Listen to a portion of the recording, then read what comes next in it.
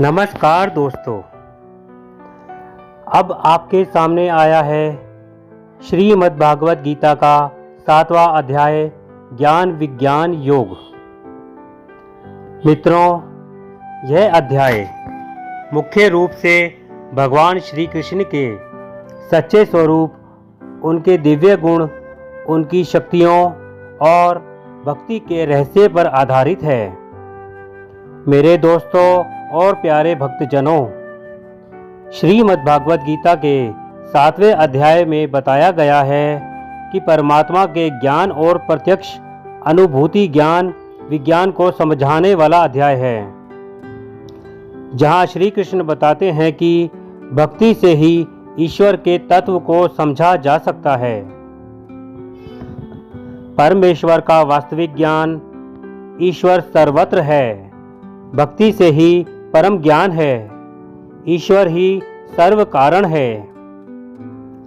तो आइए मित्रों, सुनते हैं श्रीमद् भागवत गीता के 7वें अध्याय ज्ञान विज्ञान के पुण्य श्लोक।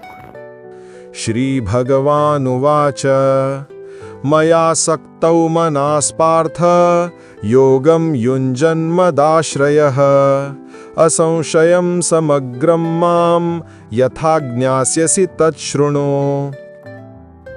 भावार्थ।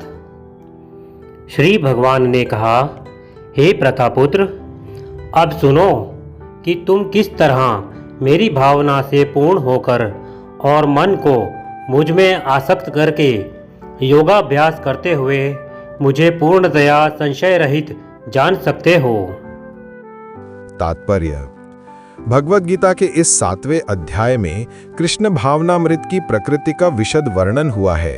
कृष्ण समस्त ऐश्वर्यों से पूर्ण हैं और वे इन्हें किस प्रकार प्रकट करते हैं, इसका वर्णन इसमें हुआ है। इसके अतिरिक्त इस अध्याय में इसका भी वर्णन है कि 4 प्रकार के भाग्यशाली व्यक्ति कृष्ण के प्रति आसक्त होते हैं और 4 प्रकार के भाग्यहीन व्यक्ति कृष्ण की शरण में कभी नहीं आते। प्रथम 6 अध्यायों में जीवात्मा को अभौतिक आत्मा के रूप में वर्णित किया गया है, जो विभिन्न प्रकार के योगों द्वारा आत्म साक्षात्कार को प्राप्त हो सकता है। 6ठे अध्याय के अंत में यह स्पष्ट कहा गया है कि मन को कृष्ण पर एकाग्र करना, या दूसरे शब्दों में कृष्ण भावनामृत ही सर्वोच्च योग है। मन को कृष्ण पर एकाग्र करने से ही मनुष्य परम सत्य को पूर्णतया जान सकता है, अन्यथा नहीं। निर्विशेष ब्रह्म ज्योति या अंतर्यामी परमात्मा की अनुभूति परम सत्य का पूर्ण ज्ञान नहीं है, क्योंकि यह आंशिक होती है। कृष्ण ही पूर्ण तथा वैज्ञानिक ज्ञान है और कृष्ण भावनामृत में ही मनुष्य को सारी अनुभूति होती है। पूर्ण कृष्ण भावनामृत में मनुष्य जान पाता है कि कृष्ण ही निस्संदेह परम ज्ञान है। विभिन्न प्रकार के योग तो कृष्ण भावनामृत के मार्ग के सोपान सदृश हैं। जो व्यक्ति कृष्ण भावनामृत ग्रहण करता है, वह स्वतः ब्रह्म ज्योति और परमात्मा के विषय में पूरी तरह जान लेता है। कृष्ण भावनामृत के योग का अभ्यास करके मनुष्य सभी वस्तुओं को यथा परम सत्य, जीवात्माएं, प्रकृति तथा साध सामग्री समेत उनके प्राकट्य को पूरी तरह जान सकता है। अतः मनुष्य को चाहिए कि 6ठे अध्याय के अंतिम श्लोक के अनुसार योग का अभ्यास करे। परमेश्वर कृष्ण पर ध्यान की एकाग्रता को नवधा भक्ति के द्वारा संभव बनाया जाता है, जिसमें श्रवणम अग्रणी एवं सबसे महत्वपूर्ण है। अतः भगवान अर्जुन से कहते हैं, तत्सृणु, अर्थात मुझसे सुनो। कृष्ण से बढ़कर कोई प्रमाण नहीं, अतः उनसे सुनने का जिसे सौभाग्य प्राप्त होता है, वह पूर्णतः कृष्ण भावना भावित हो जाता है। अतः मनुष्य को या तो साक्षात कृष्ण से या कृष्ण की शुद्ध भक्त से सीखना चाहिए, न कि अपनी शिक्षा का अभिमान करने वाले अभक्त से। परम सत्य श्री भगवान कृष्ण को जानने की विधि का वर्णन श्रीमद् भागवत के प्रथम स्कंध के 2वें अध्याय में इस प्रकार हुआ है।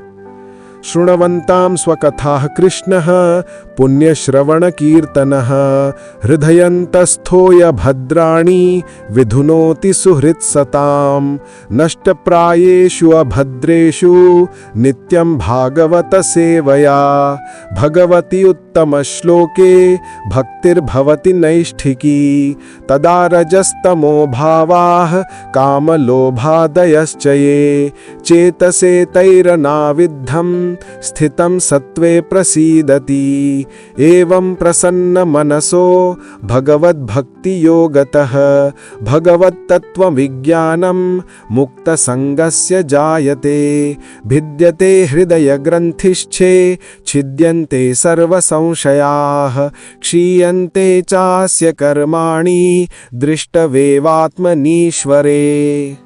अर्थात वैदिक साहित्य से श्री कृष्ण के विषय में सुनना या भगवद गीता से साक्षात उन्हीं से सुनना अपने आप में पुण्य कर्म है, और जो प्रत्येक हृदय में वास करने वाले भगवान कृष्ण के विषय में सुनता है उसके लिए वे शुभेच्छुक मित्र की भांति कार्य करते हैं, और जो भक्त निरंतर उनका श्रवण करता है उसे वे शुद्ध कर देते हैं।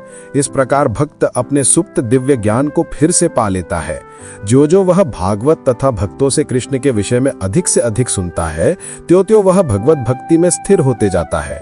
भक्ति के विकसित होने पर वह रजो तथा तमो गुणों से मुक्त हो जाता है, और इस प्रकार भौतिक काम तथा लोभ कम हो जाते हैं। जब ये कल्मश दूर हो जाते हैं तो भक्त सतोगुण में स्थिर हो जाता है, भक्ति के द्वारा स्फूर्ति प्राप्त करता है और भगवत तत्व को पूरी तरह जान लेता है। भक्ति योग भौतिक मोह की कठिन ग्रंथि को भेद कर भक्त को असंशयम समग्रम अर्थात परम सत्य श्री भगवान को समझने की अवस्था को प्राप्त कराता है। अतः श्री कृष्ण से या कृष्ण भावना भावित भक्तों के मुखों से सुनकर ही कृष्ण तत्व को जाना जा सकता है। ज्ञानम तेहम सविज्ञानम इदम वक्ष्याम्यशेषतः यद् ज्ञात्वा नेह भूयोन्य ज्ञातभ्यम अवशिष्यते। भावार्थ, अब मैं तुमसे पूर्ण रूप से व्यावहारिक तथा दिव्य ज्ञान कहूँगा। इसे जान लेने पर तुम्हें जानने के लिए और कुछ भी शेष नहीं रहेगा। तात्पर्य, पूर्ण ज्ञान में प्रत्यक्ष जगत, इसके पीछे काम करने वाला आत्मा तथा इन दोनों के उद्गम सम्मिलित हैं। ये दिव्य ज्ञान है। भगवान उपर्युक्त ज्ञान पद्धति बताना चाहते हैं क्योंकि अर्जुन उनका विश्वस्त भक्त तथा मित्र है। भगवत भक्त द्वारा पूर्ण ज्ञान का लाभ भगवान से प्रारंभ होने वाली गुरु परंपरा से ही किया जा सकता है। अतः मनुष्य को इतना बुद्धिमान तो होना ही चाहिए कि वो समस्त ज्ञान के उद्गम को जान सके, जो समस्त कारणों का कारण है और समस्त योगों में ध्यान का एकमात्र लक्ष्य है। जब समस्त कारणों के कारण का पता चल जाता है तो सभी ज्ञेय वस्तुएं ज्ञात हो जाती हैं और कुछ भी अज्ञेय नहीं रह जाता। वेदों का, मुंडक उपनिषद का कहना है, कस्मिन् भगवो विज्ञाते सर्वमिदं विज्ञातम भवति। मनुष्याणां सहस्रेषु कश्चिद् यतति सिद्धये यतताम् अपि सिद्धानां कश्चिन् मां वेत्ति तत्वतः।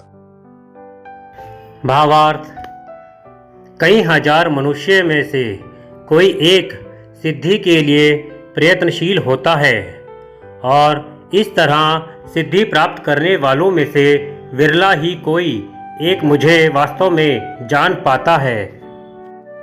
तात्पर्य, मनुष्यों की विभिन्न कोटियां हैं और हजारों मनुष्यों में से शायद विरला मनुष्य ही यह जानने में रुचि रखता है कि आत्मा क्या है, शरीर क्या है और परम सत्य क्या है। सामान्यतया मानव आहार, निद्रा, भय तथा मैथुन जैसी पशु वृत्तियों में लगा रहता है और मुश्किल से कोई एक दिव्य ज्ञान में रुचि रखता है। गीता के प्रथम 6 अध्याय उन लोगों के लिए हैं जिनकी रुचि दिव्य ज्ञान में, आत्मा, परमात्मा तथा ज्ञान योग, ध्यान योग द्वारा अनुभूति की क्रिया में तथा पदार्थ से आत्मा के पार्थक्य को जानने में है। किंतु कृष्ण तो केवल उन्हीं व्यक्तियों द्वारा ज्ञेय हैं जो कृष्ण भावना भावित हैं। अन्य योगी निर्विशेष ब्रह्मानुभूति प्राप्त कर सकते हैं क्योंकि कृष्ण को जानने की अपेक्षा यह सुगम है। कृष्ण परम पुरुष है, किंतु साथ ही वे ब्रह्म तथा परमात्मा ज्ञान से परे हैं। योगी तथा ज्ञानी जन कृष्ण को नहीं समझ पाते। यद्यपि महानतम निर्विशेषवादी मायावादी शंकराचार्य ने अपने गीता भाष्य में स्वीकार किया है कि कृष्ण भगवान है, किंतु उनके अनुयायी इसे स्वीकार नहीं करते क्योंकि भले ही किसी को निर्विशेष ब्रह्म की दिव्य अनुभूति क्यों न हो, कृष्ण को जान पाना अत्यंत कठिन है। कृष्ण भगवान समस्त कारणों के कारण आदि पुरुष गोविंद है। ईश्वरः परमः कृष्णः सच्चिदानंद विग्रहः अनादिरादिर गोविंदः सर्व कारण कारणम। अभक्तों के लिए उन्हें जान पाना अत्यंत कठिन है। यद्यपि अभक्तगण यह घोषित करते हैं कि भक्ति मार्ग सुगम है, किंतु वे इस पर चलते नहीं। यदि भक्ति मार्ग इतना सुगम है जितना अभक्त गण कहते हैं, तो फिर वे कठिन मार्ग को क्यों ग्रहण करते हैं? वास्तव में भक्ति मार्ग सुगम नहीं है। भक्ति के ज्ञान से हीन अनधिकारी लोगों द्वारा ग्रहण किया जाने वाला तथा कथित भक्ति मार्ग भले ही सुगम हो, किंतु जब विधि विधानों के अनुसार दृढ़तापूर्वक इसका अभ्यास किया जाता है तो मीमांसक तथा दार्शनिक इस मार्ग से गुमराह हो जाते हैं। श्री रूप गोस्वामी अपनी कृति भाक्तिर रसामृत सिंधु में लिखते हैं, श्रुति स्मृति पुराणादि पंचरात्र विधिम विना एकांतिकी हरेर भक्ति उत्पातायेव कल्पते। वह भगवत भक्ति जो उपनिषदों, पुराणों तथा नारद पंचरात्र जैसे प्रामाणिक वैदिक ग्रंथों की अवहेलना करती है, समाज में व्यर्थ ही अव्यवस्था फैलाने वाली है। ब्रह्मवेत्ता, निर्विशेषवादी या परमात्मावेत्ता योगी कृष्ण को यशोदानंदन या पार्थ सारथी के रूप में कभी नहीं समझ सकते। कभी कभी बड़े बड़े देवता भी कृष्ण के विषय में भ्रमित हो जाते हैं। मोयंती यत सूरयः माम तु वेद न कश्चना। भगवान कहते हैं कि कोई भी मुझे उस रूप में तत्वतः नहीं जानता, और यदि कोई जानता है स महात्मा सुदुर्लभः, तो ऐसा महात्मा विरला होता है। अतः भगवान की भक्ति किए बिना कोई भी भगवान को तत्वतः नहीं जान सकता, भले ही वह महान विद्वान या दार्शनिक क्यों ना हो। केवल शुद्ध भक्त ही कृष्ण के अचिंत्य गुणों को सब कारणों के कारण रूप में, उनकी सर्वशक्तिमत्ता तथा ऐश्वर्य, उनकी संपत्ति, यश, बल, सौंदर्य, ज्ञान तथा वैराग्य के विषय में कुछ कुछ जान सकता है। क्योंकि कृष्ण अपने भक्तों पर दयालु होते हैं, वे ब्रह्म साक्षात्कार की पराकाष्ठा हैं और केवल भक्तगण ही उन्हें तत्वतः जान सकते हैं। अतएव भक्ति रसामृत सिंधु में कहा गया है, अतः श्री कृष्ण नामादि न भवेत ग्राह्य अहिंद्रिय ही सेवोन्मुखे ही जिह्वादौ स्वयं एव स्फुरत्यदः। कुंठित इंद्रियों के द्वारा कृष्ण को तत्वतः नहीं समझा जा सकता, किंतु भक्तों द्वारा की गई अपनी दिव्य सेवा से प्रसन्न होकर वे भक्तों को आत्म तत्व प्रकाशित करते हैं। भूमिरापो नलो वायुः खम मनो बुद्धिरेव च अहंकारः इति यं मे भिन्ना प्रकृतिरष्टधा। भावार्थ: पृथ्वी, जल, अग्नि, वायु, आकाश, मन, बुद्धि तथा अहंकार, ये 8 प्रकार से विभक्त मेरी भिन्ना अपरा प्रकृतियां हैं। तात्पर्य: ईश्वर विज्ञान भगवान की स्वाभाविक स्थिति तथा उनकी विविध शक्तियों का विश्लेषण करता है। भगवान के विभिन्न पुरुष अवतारों की शक्ति को प्रकृति कहा जाता है, जैसा कि सात्वत तंत्र में उल्लेख मिलता है। विष्णोस्तु त्रीणि रूपाणि पुरुषाख्यान्यथो विधो एकम तु महतः सृष्टृ द्वितीयं त्वंड संस्थितम तृतीयं सर्वभूतस्थम ताने ज्ञात्वा विमुच्यते। सृष्टि के लिए भगवान कृष्ण का स्वांश 3 विष्णुओं का रूप धारण करता है।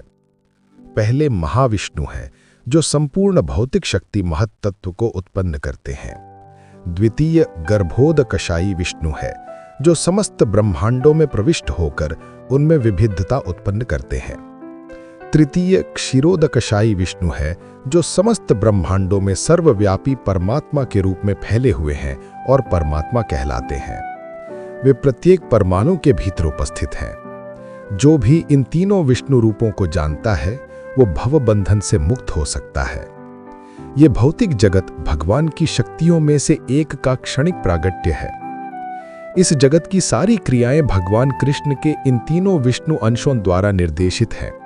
ये पुरुष अवतार कहलाते हैं। सामान्य रूप से जो व्यक्ति ईश्वर तत्व यानी कृष्ण को नहीं जानता, वो ये मान लेता है कि ये संसार जीवों के भोग के लिए है और सारे जीव पुरुष हैं, भौतिक शक्ति के कारण नियंता और भोक्ता है। भगवद गीता के अनुसार ये नास्तिक निष्कर्ष झूठा है। प्रस्तुत श्लोक में कृष्ण को इस जगत का आदि कारण माना गया है।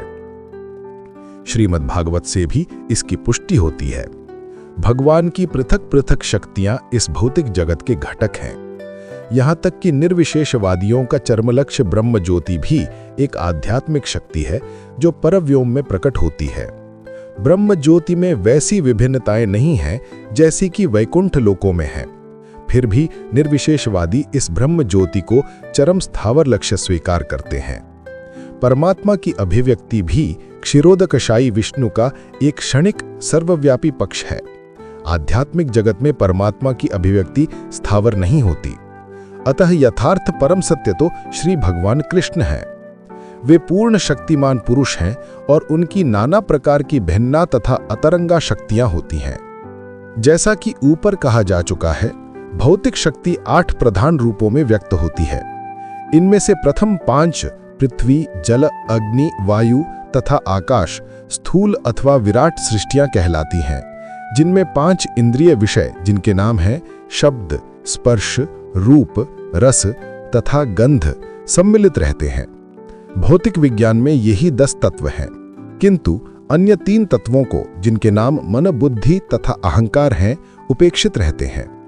दार्शनिक भी जो मानसिक कार्यकलापों से संबंध रखते हैं पूर्ण ज्ञानी नहीं हैं, क्योंकि वे परम उद्गम कृष्ण को नहीं जानते। मिथ्या अहंकार मैं हूं और ये मेरा है, जो कि संसार का मूल कारण है, इसमें विषय भोग की 10 इंद्रियों का समावेश है। बुद्धि महत्तत्व नामक समग्र भौतिक सृष्टि की सूचक है। अतः भगवान की 8 विभिन्न शक्तियों से जगत के 24 तत्व प्रकट हैं, जो नास्तिक सांख्य दर्शन के विषय हैं। वे मूलतः कृष्ण की बहिरंगा शक्ति का प्रागट्य है, जैसा कि भगवद गीता में कहा गया है। सांख्य दर्शन की विवेचना का विषय कृष्ण की बहिरंगा शक्ति का प्रागट्य है। अपरेयमितस्त्वन्यां प्रकृतिं विद्धि मे परां जीवभूतां महाबाहो ययेदं धार्यते जगत्। भावार्थ, हे महाबाहु अर्जुन, इनके अतिरिक्त मेरी एक अन्य पराशक्ति है, जो उन जीवों से युक्त है जो इस भौतिक अपराश प्रकृति के साधनों का विदोहन कर रहे हैं। तात्पर्य: इस श्लोक में स्पष्ट कहा गया है कि जीव परमेश्वर की परा प्रकृति यानी शक्ति है। अपरा शक्ति तो पृथ्वी, जल, अग्नि, वायु, आकाश तथा मन बुद्धि जैसे विभिन्न तत्वों के रूप में प्रकट होती है। भौतिक प्रकृति के ये दोनों रूप स्थूल तथा सूक्ष्म अपरा शक्ति के ही प्रतिफल हैं। जीव जो अपने विभिन्न कार्यों के लिए अपरा शक्तियों का विदोहन करता रहता है, स्वयं परमेश्वर की पराशक्ति है, और यह वही शक्ति है जिसके कारण सारा संसार कार्यशील है। इस दृश्य जगत में कार्य करने की तब तक शक्ति नहीं आती जब तक कि पराशक्ति अर्थात जीव द्वारा यह गतिशील नहीं बनाया जाता। शक्ति का नियंत्रण सदैव शक्तिमान करता है, अतः जीव सदैव भगवान द्वारा नियंत्रित होते हैं। जीवों का अपना कोई स्वतंत्र अस्तित्व नहीं है। वे कभी भी समशक्तिमान नहीं, जैसा कि बुद्धिहीन मनुष्य सोचते हैं। श्रीमद् भागवत में जीव तथा भगवान के अंतर को इस प्रकार बताया गया है। अपरिमिता ध्रुवास्तनुभृतो यदि सर्वगता तर्हि न शास्यतेति नियमो ध्रुवनेतरथा अजनिचयन्मयम् तद्विमुच्य नियन्त्रु भवेत् सममनुजानताम् यदमतं मतदुष्टतया। हे परम शाश्वत, यदि सारे देहधारी जीव आपकी तरह शाश्वत एवं सर्वव्यापी होते तो वे आपके नियंत्रण में न होते, किंतु यदि जीवों को आपकी सूक्ष्म शक्ति के रूप में मान लिया जाए तब तो वे सभी आपके परम नियंत्रण में आ जाते हैं। अतः वास्तविक मुक्ति तो आपकी शरण में जाना है, और इस शरणागति से वे सुखी होंगे।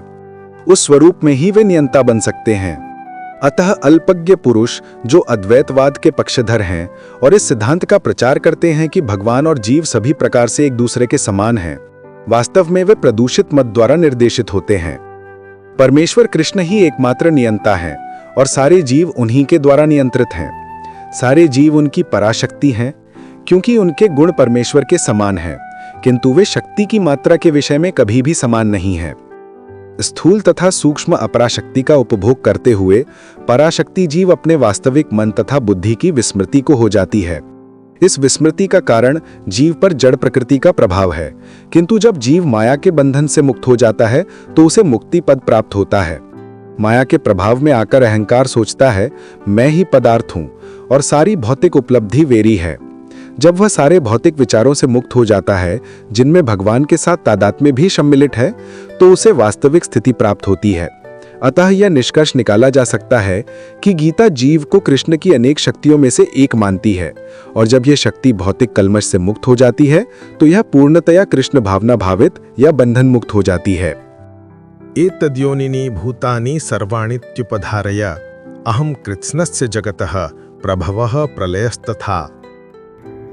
भावार्थ, सारे प्राणियों का उद्गम इन दोनों शक्तियों में है। इस जगत में जो कुछ भी भौतिक तथा आध्यात्मिक है, उसकी उत्पत्ति तथा प्रलय मुझे ही जानो। तात्पर्य, जितनी वस्तुएं विद्यमान हैं वे पदार्थ तथा आत्मा के प्रतिफल है। आत्मा सृष्टि का मूल क्षेत्र है और पदार्थ आत्मा द्वारा उत्पन्न किया जाता है। भौतिक विकास की किसी भी अवस्था में आत्मा की उत्पत्ति नहीं होती, अपितु ये भौतिक जगत आध्यात्मिक शक्ति के आधार पर ही प्रकट होता है। इस भौतिक शरीर का विकास इसलिए हुआ क्योंकि इसके भीतर आत्मा उपस्थित है। एक बालक धीरे धीरे बढ़कर कुमार तथा अंत में युवा बन जाता है क्योंकि इसके भीतर आत्मा उपस्थित है। इसी प्रकार इस विराट ब्रह्मांड की समग्र सृष्टि का विकास परमात्मा विष्णु की उपस्थिति के कारण होता है। अतः आत्मा तथा पदार्थ मूलतः भगवान की दो शक्तियां हैं जिनके संयोग से विराट ब्रह्मांड प्रकट होता है। अतः भगवान ही सभी वस्तुओं के आदि कारण हैं। भगवान का अंश रूप जीवात्मा भले ही किसी गगनचुंबी प्रासाद या किसी महान कारखाने या किसी महानगर का निर्माता हो सकता है, किंतु वह विराट ब्रह्मांड का कारण नहीं हो सकता। इस विराट ब्रह्मांड का सृष्टा भी विराट आत्मा या परमात्मा है, और परमेश्वर कृष्ण विराट तथा लघु दोनों ही आत्माओं के कारण हैं। अतः वे समस्त कारणों के कारण हैं। इसकी पुष्टि कठोपनिषद में हुई है। नित्यो नित्यानाम चेतनश्चेतनानाम। मत्तः परतरम नान्यत् किंचिदस्ति धनंजय मयि सर्वमिदं प्रोतम सूत्रे मणिगणः एव। भावार्थ, हे धनंजय, मुझसे श्रेष्ठ कोई सत्य नहीं है। जिस प्रकार मोती धागे में गुथे रहते हैं, उसी प्रकार सब कुछ मुझ पर ही आश्रित है। तात्पर्य, परम सत्य साकार है, यह निराकार, इस पर सामान्य विवाद चलता है। जहां तक भगवद गीता का प्रश्न है, परम सत्य तो श्री भगवान श्री कृष्ण है और इसकी पुष्टि पद पद पर होती है। इस श्लोक में विशेष रूप से बल है कि परम सत्य पुरुष रूप है। इस बात की कि भगवान ही परम सत्य है ब्रह्म संहिता में भी पुष्टि हुई है। ईश्वरः परमः कृष्णः सच्चिदानंद विग्रहः। परम सत्य श्री भगवान कृष्ण ही है जो आदि पुरुष है, समस्त आनंद के आगार गोविंद हैं और वे सच्चिदानंद स्वरूप हैं। ये सब प्रमाण निर्विवाद रूप से प्रमाणित करते हैं कि परम सत्य परम पुरुष हैं जो समस्त कारणों का कारण है। फिर भी निरीश्वरवादी श्वेताश्वतर उपनिषद में उपलब्ध वैदिक मंत्र के आधार पर तर्क करते हैं। ततो यदुत्तरतरम तदरूपम नमायम यह एतद् विदुरमृतास्ते भवन्ति अथ एतरे दुःखमेवापियन्ति। भौतिक जगत में ब्रह्मांड के आदि जीव ब्रह्मा को देवताओं, मनुष्यों तथा निम्न प्राणियों में सर्वश्रेष्ठ माना जाता है, किंतु ब्रह्मा के परे एक इंद्रियातीत ब्रह्म है जिसका कोई भौतिक स्वरूप नहीं होता और जो समस्त भौतिक कल्मश से रहित होता है।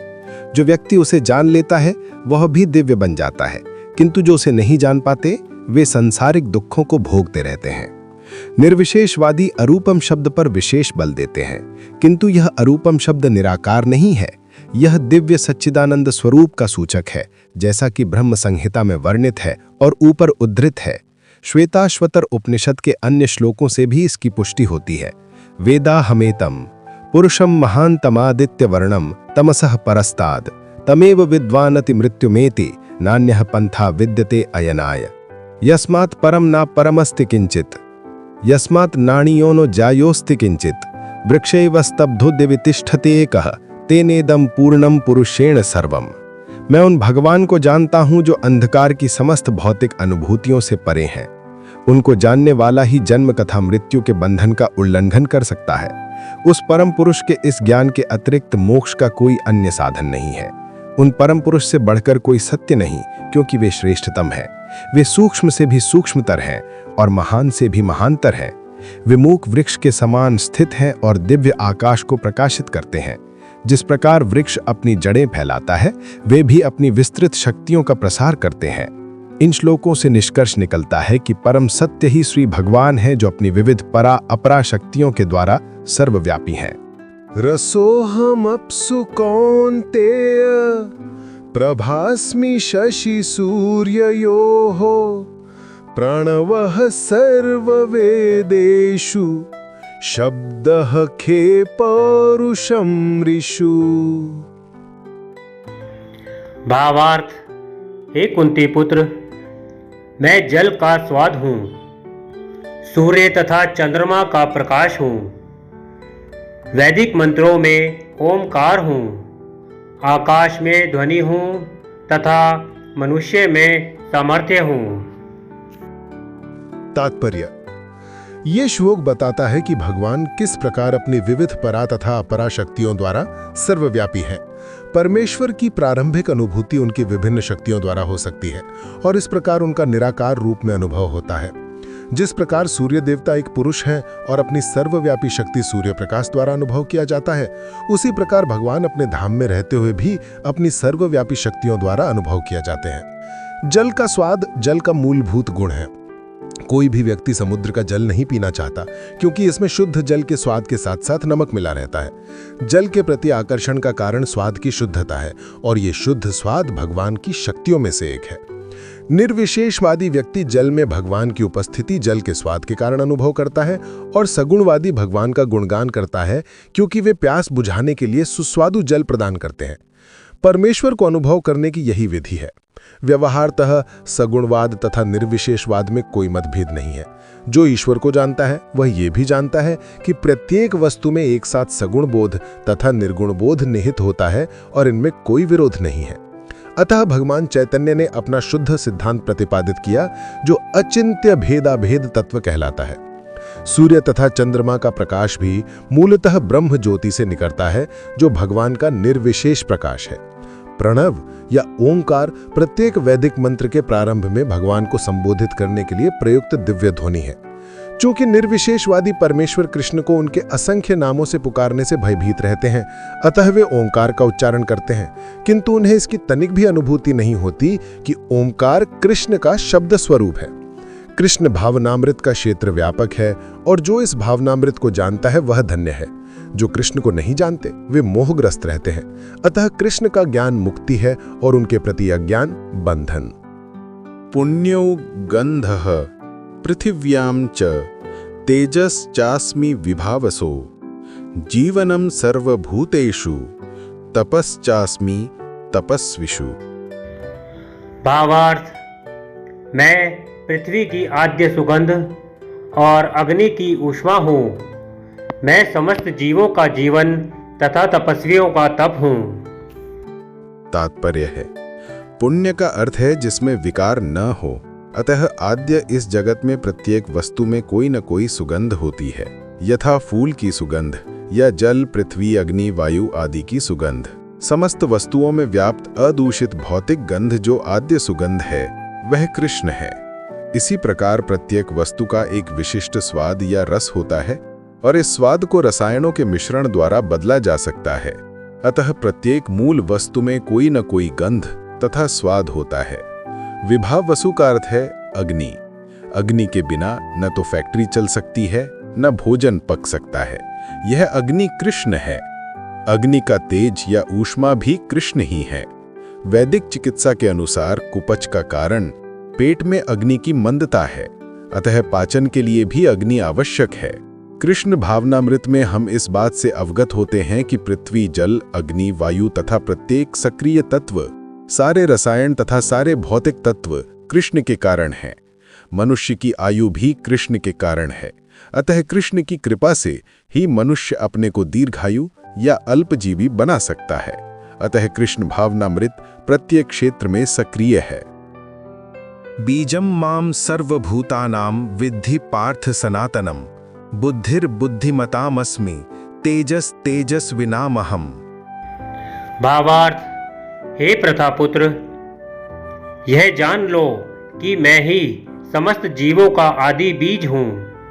बुद्धिमानों की बुद्धि तथा समस्त तेजस्वी पुरुषों का तेज हूँ। तात्पर्य: कृष्ण समस्त पदार्थों के बीज हैं। कई प्रकार के चर तथा अचर जीव हैं। पक्षी, पशु, मनुष्य तथा अन्य सजीव प्राणी चर हैं। पेड़ पौधे अचर हैं। वे चल नहीं सकते, केवल खड़े रहते हैं। प्रत्येक जीव 84 लाख योनियों के अंतर्गत है, जिनमें से कुछ चर हैं और कुछ अचर। किंतु इन सब के जीवन के बीज स्वरूप श्री कृष्ण हैं। जैसा कि वैदिक साहित्य में कहा गया है, ब्रह्म या परम सत्य वह है जिससे प्रत्येक वस्तु उद्भूत है। कृष्ण परब्रह्म या परमात्मा है। ब्रह्म तो निर्विशेष है, किंतु पर ब्रह्म साकार है। निर्विशेष ब्रह्म साकार रूप में आधारित है, यह भगवद गीता में कहा गया है। अतः आदि रूप में कृष्ण समस्त वस्तुओं के उद्गम हैं। वे मूल हैं। जिस प्रकार मूल सारे वृक्ष का पालन करता है, उसी प्रकार कृष्ण मूल होने के कारण इस जगत के समस्त प्राणियों का पालन करते हैं। इसकी पुष्टि वैदिक साहित्य में कठोपनिषद में हुई है। नित्यो नित्यानाम चेतनश्चेतनानाम एको बहूनाम यो विदधाति कामान। वे समस्त नित्यों के नित्य हैं। वे समस्त जीवों के परम जीव हैं और वे ही समस्त जीवों का पालन करने वाले हैं। मनुष्य बुद्धि के बिना कुछ नहीं कर सकता और कृष्ण भी कहते हैं कि मैं ही समस्त बुद्धि का मूल हूँ। जब तक मनुष्य बुद्धिमान नहीं होता, वह भगवान कृष्ण को नहीं समझ सकता। बलम बलवताम चाहम काम राग विवर्जितम धर्मा विरुद्धो भूतेषु कामोस्मि भरतर्षभा। भावार्थ: मैं बलवानों का कामनाओं तथा इच्छा से रहित बल हूँ। हे भरत श्रेष्ठ अर्जुन, मैं वह काम हूँ जो धर्म के विरुद्ध नहीं है। तात्पर्य: बलवान पुरुष की शक्ति का उपयोग दुर्बलों की रक्षा के लिए होना चाहिए, व्यक्तिगत आक्रमण के लिए नहीं। इसी प्रकार धर्म सम्मत मैथुन संतानोत्पत्ति के लिए होना चाहिए, अन्य कार्यों के लिए नहीं। अतः माता पिता को उत्तरदायित्व है कि वे अपनी संतान को कृष्ण भावना भावित बनाएं। ये चैव सात्विका भावा राजसास्तामसाश्चये मत्ते वेतितान विद्धि नत्वहम तेषु ते मयि। भावार्थ: तुम जान लो कि मेरी शक्ति द्वारा सारे गुण प्रकट होते हैं, चाहे वे सतोगुण हो, रजोगुण हो या तमोगुण हो। एक प्रकार से मैं सब कुछ हूँ, किंतु हूँ स्वतंत्र। मैं प्रकृति के गुणों के अधीन नहीं हूँ, अपितु वे मेरे अधीन हैं। तात्पर्य: संसार के सारे भौतिक कार्यकलाप प्रकृति के गुणों के अधीन संपन्न होते हैं। यद्यपि प्रकृति के गुण परमेश्वर कृष्ण से उद्भूत हैं, किंतु भगवान उनके अधीन नहीं होते। उदाहरणार्थ, राज्य के नियमानुसार कोई दंडित हो सकता है, किंतु नियम बनाने वाला राजा उस नियम के अधीन नहीं होता। इसी तरह प्रकृति के सभी गुण सतो, रजो तथा तमो गुण भगवान कृष्ण से उद्भूत हैं, किंतु कृष्ण प्रकृति के अधीन नहीं है, इसीलिए वे निर्गुण हैं। जिसका तात्पर्य है कि सभी गुण उनसे उद्भूत हैं, किंतु ये उन्हें प्रभावित नहीं करते। ये भगवान का विशेष लक्षण है।